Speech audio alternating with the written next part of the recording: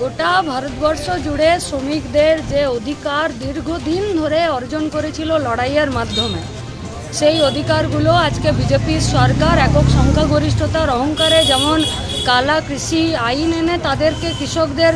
সর্বনাশ করেছিল, ঠিক সেরকম শ্রম কোড বিলের নামে শুধুমাত্র সংগঠিত ক্ষেত্রের শ্রমিক নয়, যারা মুটিয়া মজদুর আছে, যারা টোটো চালক ভ্যান চালক আছে, যারা প্রতিদিন সবজি বাজারে বসছে, তাদেরও টুটি টিপে ধরার জন্য একক সংখ্যাগরিষ্ঠতার অহংকারে এমন আইন আনছে যে যারা খেটে খায় তাদের যাতে একদম সর্বনাশ হয়ে যায়। তো তার বিরুদ্ধে সমস্ত তৃণমূল এবং বিজেপি বাদ দিয়ে সমস্ত ট্রেড ইউনিয়নগুলো এবং সমস্ত পার্টিগুলো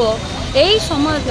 ধর্মঘটকে সমর্থন করেছে এবং মানুষের কাছে অ্যাপিল করেছে যে আপনারা এই ধর্মঘটে সামিল হন। এই গোটা কুলটি আসানসোল পশ্চিম বর্ধমানের সাথে গোটা রাজ্য জুড়েই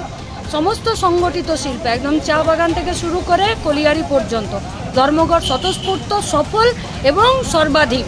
রাস্তাঘাট পথ চলতি মানুষ হলো তৃণমূল এবং তৃণমূলের